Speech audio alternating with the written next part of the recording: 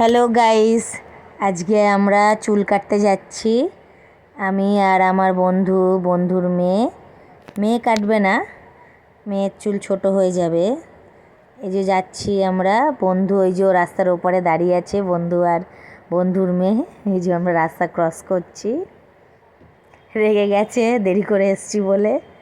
এই যে বলছে সব কিছুতে লেট তুই। আমরা এখন পার্লারের দিকে যাচ্ছি। যেতে যেতে একটু ভালো করে মুখটা দেখে নিচ্ছি ক্যামেরায়। এই যে সামনেই পার্লার। আসলে আমরা এই পার্লারটায় যাওয়ার কথা না, আমাদের একজন রিলেটিভের পার্লার আছে, আমরা ভেবেছি এইটাই। আমরা এখানে ঢুকে গিয়ে বসে পড়েছি, জানিও না যে এই পার্লারটা না।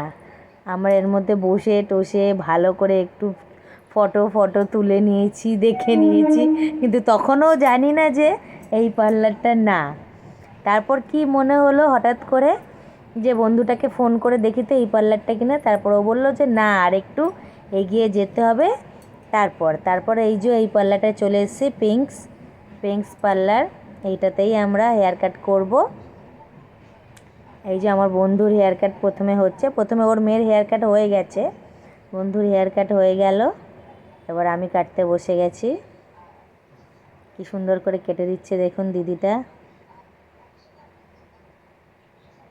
আমি সামনেটা একটু বলেছিলাম যে শর্ট রাখতে, তাই একটু শর্ট রেখে দিচ্ছে। হয়ে গেছে, এটা ফাইনাল লুক।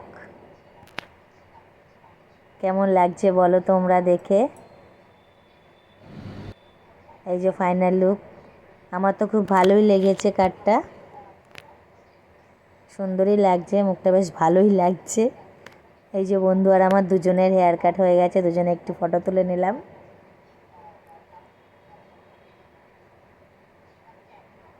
সেলফির বাহার লেগে গেছে, সেলফি তুলেই যাচ্ছি।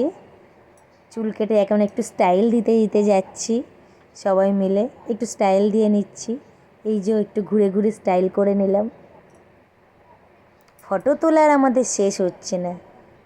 এবার একটু পেট পুজো করব। এই যে খাবার চাউমিন একটু খেয়ে নিচ্ছি। আজকে আর ডায়েটিং করছি না, আজ একটু খেয়ে নিচ্ছি। আমার বন্ধুর পাল্লায় পড়ে তো কিছুই ছাড়তে পারবো না, ও তো খাবেই। আমি বললাম একটু আইসক্রিম না খেলে হয়, একটু আইসক্রিম তো খেতেই হবে, আমি তো আইসক্রিম ছাড়া চলতেই পারি না। ও বলল না খাবো না, বললাম না আইসক্রিম খাবোই, আইসক্রিম ছাড়া হবে না। এবার হয়ে গেছে, বাড়ি চলে যাচ্ছি, টাটা।